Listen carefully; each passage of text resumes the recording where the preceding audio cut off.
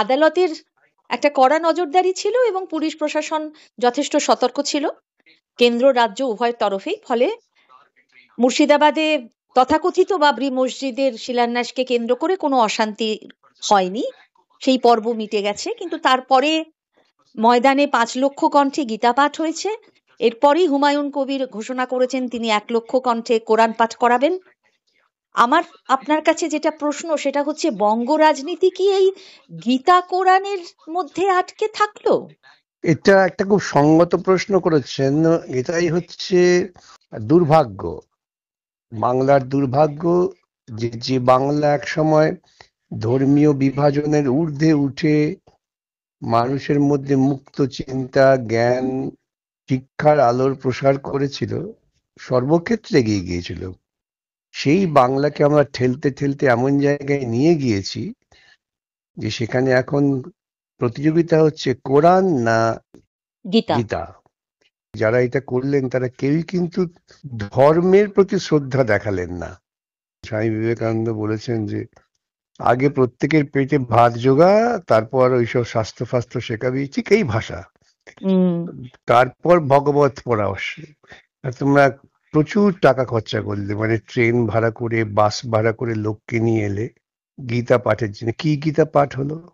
মানে এটা একটা আনুষ্ঠানিকতায় পর্যবসিত হয়েছে। গীতার মূল মর্ম কাহিনী, মর্ম বস্তু, সেটা তো মানুষের কাছে পৌঁছানো গেল না, পৌঁছতে তারা জানো না। কিন্তু এটা হলো একটা প্রতিযোগিতা। ও তুমি ওখানে বাবরি মসজিদ করেছো, ঠিক আছে, আমি এখানে লক্ষ কণ্ঠে গীতা পাঠ করব। আমি আপনাকে বলতে পারি প্রত্যয়ের সঙ্গে, যারা ওখানে ছিলেন তাদের মধ্যে 90% লোক কি পাঠ হয়েছে, কেন পাঠ হয়েছে, কি তার মর্ম, কিছুই জানেন না।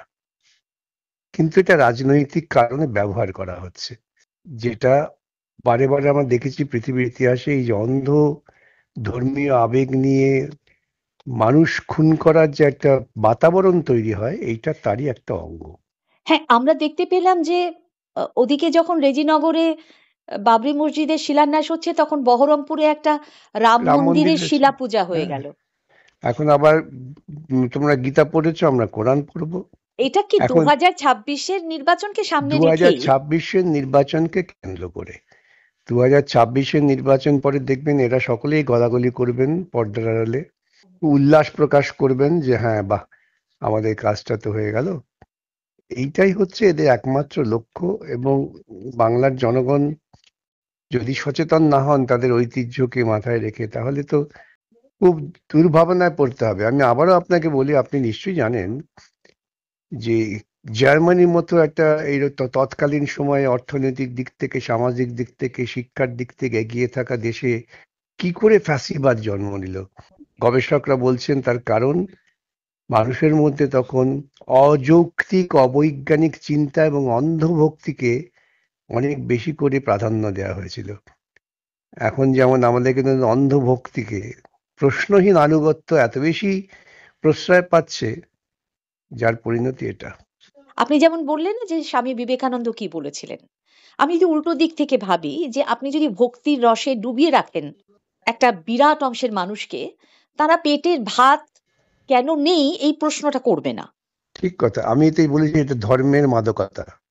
একজন মাতাল যেমন ঘরে বউ ছেলে মেয়ে খেতে পাচ্ছে না, কিন্তু সারাদিন পরিশ্রম করেছে, যে টাকাটা পেলো মদ খেয়ে রাস্তায় পড়ে থাকতো, তখন সে বলবে আমি সব ভুলে থাকতে চাই। ভুলে থাকার মদ্য মাদকতা, সেটা ধর্মের মোড়কে তো খুব বেশি মানুষকে কি বলবো প্রভাবিত করে। তাই হচ্ছে, সেই চেষ্টাই হচ্ছে। কিন্তু আমরা যদি হুমায়ুন কবির যা যা বলছেন সেই দিকে তাকাই, তাহলে তিনি তার পরবর্তী রাজনৈতিক পদক্ষেপ কি হতে চলেছে এরকম একটা ইঙ্গিত দিচ্ছেন। তিনি বলছেন যে AIMIM এর সঙ্গে তিনি গাঁটছড়া বাঁধতে চলেছেন, তার নতুন দল, তিনি নতুন দল করতে চলেছেন। তৃণমূল কংগ্রেস থেকে তিনি সাসপেন্ড হয়েছেন। আমি মুসলমান সেকুলার পার্টি করব, আমি হিন্দু মেজরিটি সিটেও প্রার্থী দেব, কিন্তু মূলত আমার টার্গেট যে অবহেলিত, বঞ্চিত, লাঞ্ছিত মুসলমান ভাইদের বলবো, একটাই দাবি তুলব, তোমরা কারোর উপরে ভরসা করো না, তোমরা ইমান নিয়ে চলো। আমি ওয়াইসি সাহেবের সঙ্গে সিট অ্যাডজাস্টমেন্ট করব, হায়দ্রাবাদের ওয়াইসি আর বেঙ্গলের হুমায়ুন কবির। আসাদুদ্দিন ওবেসির দলের এখানে পশ্চিমবঙ্গে সেভাবে কোনো প্রভাব নেই, কিন্তু আমরা বিহারের ক্ষেত্রে দেখেছি সীমাঞ্চল, যেটা মুসলিম প্রধান একটা বিরাট এলাকা, যে বিধানসভা নির্বাচন হলো সেখানে 24টা আসনের মধ্যে 15টা আসন এনডিএর পক্ষে গেল। অনেকেই এটা বিশ্লেষণ করছেন যে এটা ভোট কাটাকাটি হবার ফলে। হুমায়ুন কবির বলছেন আমি এমআইএম এর সঙ্গে জোট বাঁধবো, আইএসএফ যদি আমার সঙ্গে জোট বাঁধতে চায় আমার দরজা খোলা আছে, যদি কংগ্রেস আসতে চায়, যদি বামেরাও আসতে চায়। এই পরিকল্পনাটা আমি আগেও হয়তো আপনার চ্যানেলে বলেছি, এটা সম্পূর্ণ আরএসএস এর ছকবাঁধা পরিকল্পনা। लोकतांत्रिक देश है भारतवर्ष। यदि हुमायूं कबीर कहते हैं वो एआईएमआईएम के साथ चुनाव लड़ेंगे तो इस देश में नियम है, वो लड़ सकते हैं, इसमें हमें कोई आपत्ति नहीं है। ভোট হয়ে গেলে পরে দেখবেন এই হুমায়ুন কবির তার দলবল হয় তৃণমূল নয় বিজেপি, যে কোনো একটার সঙ্গে আবার সহবাস করতে শুরু করবে। পরিকল্পনা হচ্ছে, বিশেষ করে পশ্চিমবঙ্গের মাটিতে ধারাবাহিকভাবে পরিকল্পনা হচ্ছে যে এই দক্ষিণপন্থী ক্ষমতাকে প্রতিষ্ঠিত করবার জন্য যত রকম পরিকল্পনা হয় সেই পরিকল্পনা কার্যকর করো। মূল উদ্দেশ্য হচ্ছে তৃণমূলের বিরুদ্ধে যদি তোমার ক্ষোভ হয়ে থাকে তাহলে বিজেপিতে যাও, আর বিজেপিকে যদি পছন্দ না করো তাহলে তৃণমূলে থাকো। সাধারণ মানুষের যে বিরোধী পরিসর, সেই পরিসরটাকে গুলিয়ে দেওয়ার জন্য প্রচার মাধ্যম তো আছেই, প্রচুর টাকা। এই যে এত টাকা এলো আপনার এই তথাকথিত মসজিদ নির্মাণের জন্য, বা এই ব্রিগেডে যে গীতা কণ্ঠের জন্য কত টাকা খরচ হয়েছে, এ থেকে আপনি কি বুঝবেন? এটাই বুঝবেন যে এই টাকাটা যারা দিচ্ছেন তাদের যে মূল স্বার্থ, সেই স্বার্থটাই যেন রক্ষিত হয়। পাশাপাশি দেখবেন এই যে ইন্ডিগোর যে ঝামেলাটা ঘটলো, এটা কি ভাবছেন আপনি হঠাৎ ঘটে গিয়েছে? এরা এখন শাসন করছে, এরা বাধ্য করছে সরকারকে নিয়ম পাল্টাতে তাদের স্বার্থে। মনোপলি তো একদম সরকার বলে কিছু নেই, এরাই নিয়ন্ত্রণ করছে। এয়ারপোর্ট গুলো, পোর্ট গুলো সমস্ত ছেড়ে দেওয়া হয়েছে আদানির হাতে। আগামী দিনে আমার আপনার যাতায়াতের স্বাধীনতা পর্যন্ত ক্ষুণ্ণ হয়ে যাবে। বামপন্থাকে রোধ করতে না পারলে ওদের এই সমস্ত কুকর্মকে ওরা সাফল্য বঞ্চিত করতে পারবে না, এবং সেই জন্যই ওদের আপ্রাণ প্রয়াস। কেন পশ্চিমবঙ্গে একটা বামপন্থার ঐতিহ্য আছে, শূন্য শূন্য বললেও ওরা আতঙ্কে আছে, যেটা তো শূন্য যথাযথ নয়। হুমায়ুন কবির এবং তার যে রাজনৈতিক পদক্ষেপ যেগুলো তিনি নিচ্ছেন বা নিতে চলেছেন বলে ঘোষণা করছেন, এর পেছনে কি এটা একটা বড় কারণ নয় যে প্রধানত যে মুসলিম ভোটটা তৃণমূল কংগ্রেসের দিকে চলে গেছে, আগে যেটা বামফ্রন্টের দিকে ছিল, সেই ভোটটাকে ভাগ করা বা সেই ভোটের একটা অংশকে নিজেদের দিকে আনা? সেক্ষেত্রে বামেদের অবস্থানটা কি হবে? দেখুন, দিনের শেষে মানুষ যখন দেখবে তার পেটে হাত পড়ছে, তার জীবিকায় হাত পড়ছে, মন্দির কিংবা মসজিদ তার জীবিকাকে রক্ষা করতে পারছে না, মানুষ ময়দানে আসবে। এ আমি আপনাকে দৃঢ়তার সঙ্গে বলতে পারি। আমি গতকাল তুফানগঞ্জে মিটিং এ গিয়েছিলাম, সেখানে তো আমি দেখলাম। অর্থাৎ এই যে বোধ, এই বোধটাকে ঘুলিয়ে দেওয়ার জন্যই ধর্মের বাহানাটা তোলা হচ্ছে, আর কিছু। আপনি আরেকটু যদি বলেন যে তুফানগঞ্জে কি অভিজ্ঞতা হলো? আমরা গেলাম, ব্যাপক মানুষ জড়ো হচ্ছেন, তারা কথা শুনছেন, তারা জীবন জীবিকার সমস্যাটা নিয়ে তারা ভাবিত হচ্ছেন। সেখানে ধর্মের প্রভাবটা কম, কিন্তু একটু যারা পিছিয়ে পড়া মানুষ, যাদের ধর্মীয় কুসংস্কারে আর ডুবিয়ে রাখা হয়, তাদের কাছে সুরসুরি দিলে পর তখন তাদের বোধ বুদ্ধি কাজ করে না। নিয়তিবাদ এমন ভাবে গ্রাস করে রেখেছে যুগ যুগ ধরে। এই যে ধরুন গীতা পাঠ করানোর লক্ষ্যটা কি? গীতা পাঠ করার মূল উদ্দেশ্য হচ্ছে যে তোমাদের কিছু করতে হবে না, আমি করব সব। এসে যখন বিপদ হবে, সংস্কারের প্রয়োজন হবে, আমি হাজির হব, তোমাদের কিচ্ছু করতে হবে না। ঠিকই, এবং যত দুর্দশা, যা কিছু খারাপ হচ্ছে সব কপাল, তোমার নিয়তি। এইটাই তো জন্ম জন্মান্তরে শেখানো হয়েছে, তো মানুষের ভেতর থেকে এটা কাটা খুব মুশকিল। হ্যাঁ, এবং এর ফলে ধর্মের মধ্যে আটকে থাকছে এই রাজনীতিটা।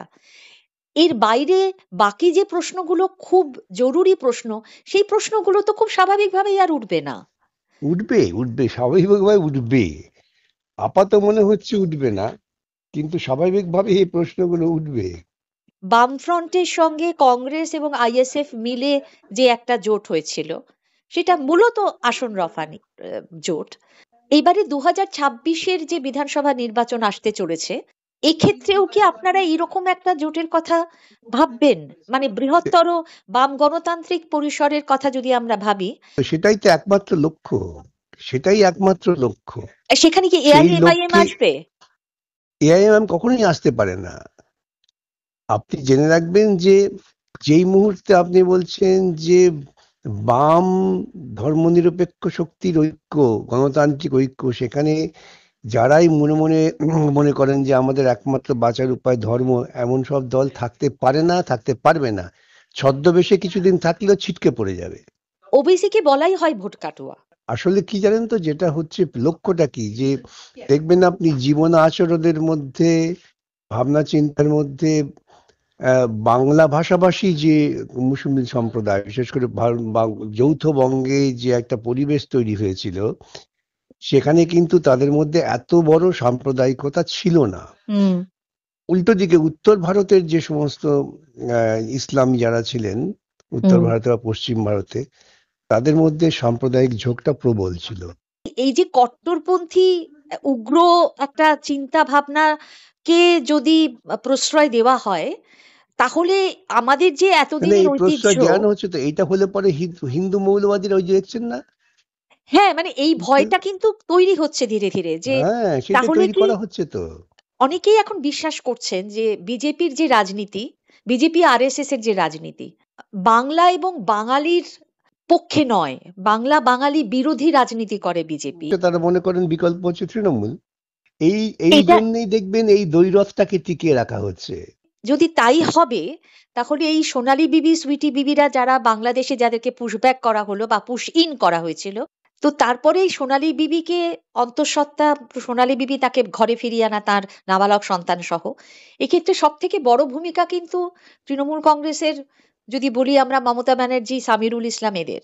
জঙ্গলে ছেড়ে দিলে বিএসএফ, আমরা বিএসএফ কে বললাম কি আমরা ভারতের নাগরিক, আমরাকে ছেড়ে দেন, তো ওরাও মানলো না, তাও শুনলেন আমাদেরকে জঙ্গলে ছেড়ে দিল।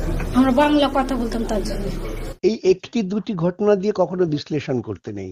শুনুন, এই চূড়ান্ত ব্যর্থতা রাজ্য সরকারের, যে আমার এই অঞ্চলের একজন নাগরিককে এইভাবে বাইরে পাচার করে দেওয়া হলো, কিন্তু সেটা দিল্লি থেকে ধরা হয়েছিল। তো যেখান থেকে ধরা হোক, রাজ্য সরকারের সেখানে কিন্তু যে তৎপরতার সঙ্গে ভূমিকা নেওয়া উচিত ছিল, নেননি।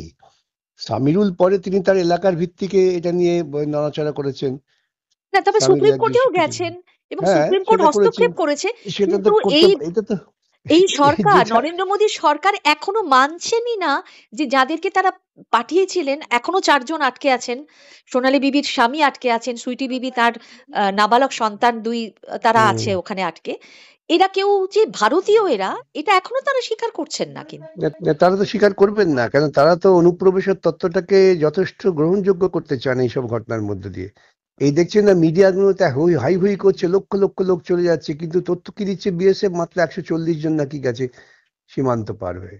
সুতরাং এইসব গুলো করে এই যে একটা বাতাবরণ তৈরি করা, যে বাতাবরণের মধ্য দিয়ে আপনি অধিকাংশ মানুষকে ভীত সন্ত্রস্ত করে রাখতে পারবেন, সেটাই হচ্ছে, আবারও বলি, ওটাই হচ্ছে এক ধরনের ফ্যাসিবাদী কৌশল। দেশের প্রধান বিচারপতি যখন বলেন যে ইন্ট্রুডার যারা, তাদের জন্য কি লাল কার্পেট বিছিয়ে দেব, তাহলে এই হচ্ছে মানসিকতা। দুর্ভাগ্যজনক ভাবে আমরা যেদিনে বলি না যে প্রশাসন যখন ধর্মীয় আবেগে প্রাণিত হন, তখন তার প্রতিফলন বিভিন্ন প্রশাসনিক অংশে দেখা যায়। এই বিচারপতিদের মন্তব্য তারই একটা অংশ। ঠিকই, কিন্তু এই ধর্মীয় পরিসরে যে রাজনীতির আটকে থাকা বা ধর্মকে কেন্দ্র করে যে রাজনীতি, এখানে বামেদের লড়াইটা কি আরো বেশি বামেদের কঠিন হয়ে লড়াইটাকে গেল নাকি সহজ হলো? আরো তীব্র লড়াই করতে হবে। বামেদের আরো দায়িত্ব বাড়ছে, প্রতিদিন প্রতি মুহূর্তে দায়িত্ব বাড়ছে। অনেক ধন্যবাদ আপনাকে। নমস্কার।